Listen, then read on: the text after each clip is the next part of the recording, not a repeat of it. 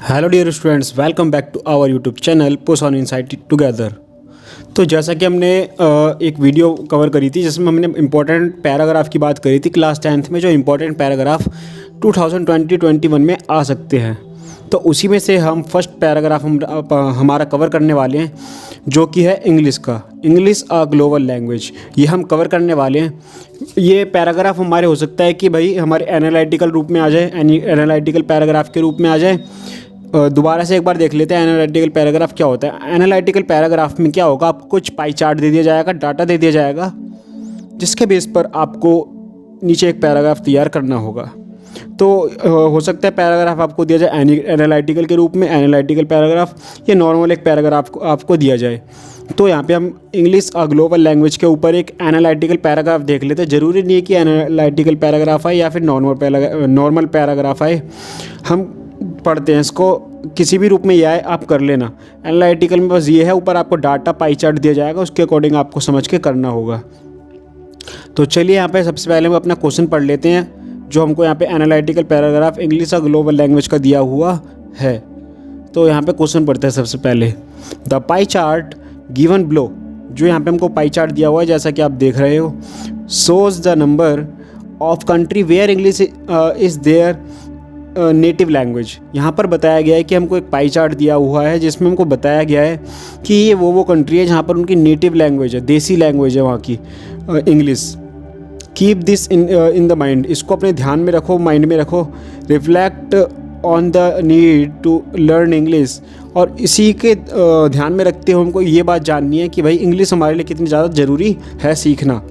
English as second language, एक तो हमारी टंग लैंग्वेज है हमारी, जो हम बोलते हैं बचपन से वो, उसके अलावा इंग्लिश सेकंड ऐसी लैंग्वेज बन जाती है जिसको सीखना बहुत ज़्यादा ज़रूरी है।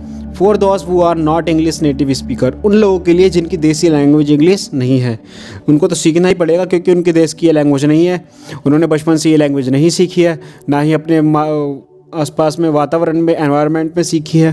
तो हमको सेकंड लैंग्वेज के रूप में इंग्लिश को सीखना पड़ेगा, क्योंकि पूरी दुनिया में ये लैंग्वेज फेमस होती चली आ रही है और धीरे धीरे वर्ल्ड की लैंग्वेज बनती चली जा रही है। तो आगे बढ़ते हैं। राइट एन एनालिटिकल पैराग्राफ हमको लिखना है यहाँ पर इन अबाउट 100 से 120 वर्ड्स के बीच में ऑन इंग्लिश ग्लोबल लैंग्वेज। ये हमारा टॉपिक है, 5 मार्क्स का हमारा ये आने वाला है। तो देखिए यहाँ पर सबसे पहले हमको यहाँ पे हेडिंग डालनी है, पाई चार्ट के बाद हमको आंसर लिखना है। पाई चार्ट में दिया हुआ तो होगा, उसके क्वेश्चन से आंसर की स्टार्टिंग करते हैं हम। इंग्लिश आ ग्लोबल लैंग्वेज हमने हेडिंग डाल दी, उसके बाद स्टार्ट करते अपना analytical paragraph. People often talk about English as a global language. आजकल के जो लोग हैं ना, अक्सर कैसी बात करते हैं, वो बिल्कुल इंग्लिश में बिल्कुल ऐसे बात करते हैं ऐसे पूरी ग्लोबल लैंग्वेज है, पूरी दुनिया की लैंग्वेज है। With more than 350 million people around the world speaking English as a first language. 350 million लोगों से ज़्यादा लोग ऐसे बात कर रहे हैं इंग्लिश में, जिनकी वो है ही देसी भाषा है, उनकी नेटिव लैंग्वेज है, फर्स्ट लैंग्वेज है उनकी, world speaking as a first language. First language है मतलब उनकी ही भाषा है इंग्लिश। 350 मिलियन से ज़्यादा लोग वो हैं जो इंग्लिश बोल रहे हैं, and more than 430 million speaking it as a second language. जबकि 430 मिलियन से ज़्यादा लोग वो हैं जिनकी लैंग्वेज नहीं है, लेकिन ये एज अ सेकेंड लैंग्वेज इसको हम बोल रहे हैं। जैसे हमारे हिंदुस्तान इंडिया के अंदर है, हमारी लैंग्वेज नहीं है लेकिन हम बोलते हैं, तो उसमें हम भी शामिल है 430 मिलियन के अंदर, उससे ज़्यादा ही है, बल्कि मोर देन लिखा हुआ है। आगे बढ़ते हैं। There are English speaker in most countries around the world. Maximum countries ऐसी है जहाँ पर इंग्लिश में बोलते हैं लोग। कहीं से हम फॉरेन कंट्रीज़ में घूमने जा रहे हैं तो वहाँ को उनको हिंदी नहीं आती होगी, हमारी पंजाबी नहीं आती होगी, कोई भी हमारी लैंग्वेज है वो नहीं आती होगी, उनको क्या आती होगी, इंग्लिश, क्योंकि हम इसको ग्लोबल लैंग्वेज बनाते चले आ रहे धीरे धीरे। ठीक है, तो आगे बढ़ते हैं। वाई इज़ एक्नॉलेज्ड, तो हम क्यों इस बात को माने कि भाई इंग्लिश पूरी दुनिया में फेमस होती चली आ रही है, क्यों हमको सीखना ज़रूरी है, अब ये देखते हैं हम। डैट इंग्लिश है इंटरनेशनल लैंग्वेज, हम क्यों माने इस बात को कि इंटरनेशनल लैंग्वेज ये इंग्लिश बनती चली जा रही है। लैंग्वेज ऑफ बिजनेस, ये बिजनेस की दुनिया में मतलब ये इंटरनेशनल लैंग्वेज, ग्लोबल लैंग्वेज बनती चली आ रही है। Many of best MBA program are taught in English. Best जो MBA प्रोग्राम पढ़ाए जाते हैं वो सब इंग्लिश में पढ़ाए जाते हैं। जितने भी MBA के अब प्रोग्राम को पढ़ना चाहेंगे, प्रोग्राम्स जो भी हों, उनको हम पढ़ेंगे तो सब इंग्लिश में पढ़ा जाएगा, हिंदी में या कोई और भाषा में आपको नहीं पढ़ाया जाएगा। So speaking it well can put you in a position to get the best training and credential. तो यहाँ पर क्या बोला हुआ है, एक बार दोबारा से पढ़ेंगे इसको। सो speaking it well can put you in a position, हमें एक अच्छी पोजीशन ये दे सकता है अगर हम इंग्लिश अच्छी बोल रहे हैं तो। To get the best training and credential, अगर हमको एक अच्छी पोजीशन चाहिए, अच्छी ट्रेनिंग चाहिए, तो यहाँ पे क्या है, क्रीडेंटियल मतलब है साख होती है ना, जैसे बैंक में शाखा होती है, साख होती है, वैसी क्रीडेंटियल है ये। तो हमको अच्छी ट्रेनिंग चाहिए, पोजीशन चाहिए अपनी, तो इंग्लिश का आना बहुत ज़्यादा ज़रूरी है, क्योंकि हर जगह इंग्लिश चल रही है।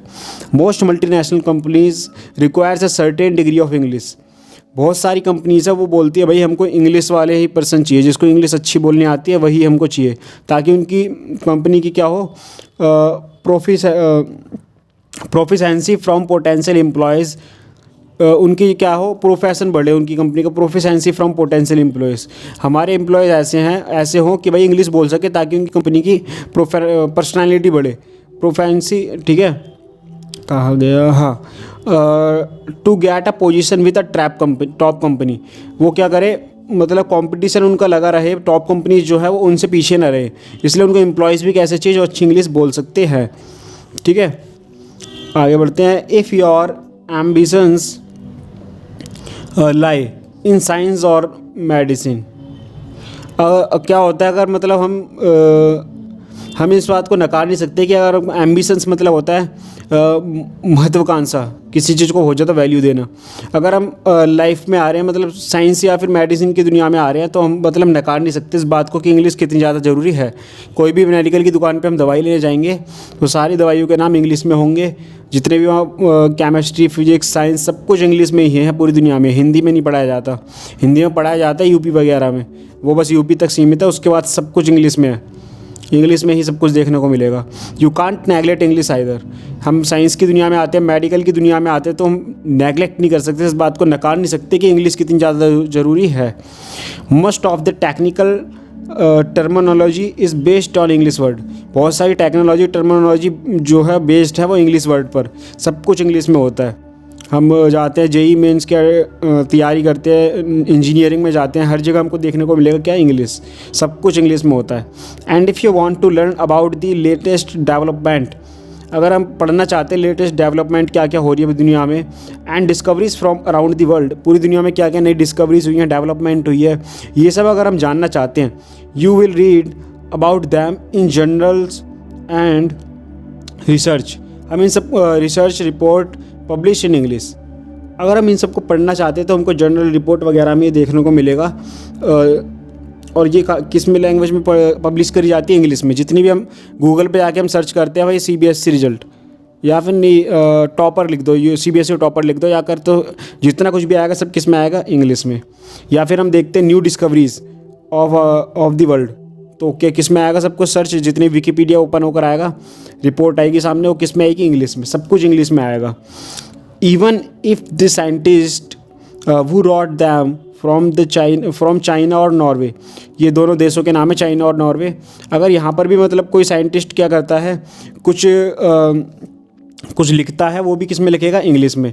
End of course with good conversational English, वो भी एक अच्छी कन्वर्जेशनल इंग्लिश में लिखेगा उस बात को। You will be able to network and make important contact at conference and seminar, हम अच्छा अपने मतलब एबल हो सकते हैं, हम नेटवर्क में जुड़ने के तभी हो सकते हैं, हम नेटवर्क हम तभी बना सकते हैं, तब हम इंग्लिश बोल सकते हैं, कन्वर्जेशन हम तभी कर सकते हैं, कॉन्फ्रेंस में तभी आ सकते हैं, लोगों से बातचीत करने में तभी हम आ सकते हैं, तब हमारी इंग्लिश क्या है, अच्छी है। सेमिनार्स तभी हम कर सकते हैं, सेमिनार्स में शामिल हम तभी हो सकते हैं। आगे बढ़ते हैं। English also opens door in academic world, अगर हम एकेडमिक वर्ल्ड यानी कि शिक्षित संसार में बढ़ते आगे, तो मतलब पढ़ाई की दुनिया में हम अगर आगे बढ़ते हैं तो इंग्लिश का आना बहुत ज़्यादा ज़रूरी है। हम बाहर यूनिवर्सिटीज़ में पढ़ने के लिए आते हैं तो सब लोग जो भी हमें मिलेंगे सब इंग्लिश में ही बोलते हुए मिलेंगे, अलग अलग कंट्री के लोग वहाँ पे आते हैं और सब वहाँ पे क्या बोलते हैं, इंग्लिश ही।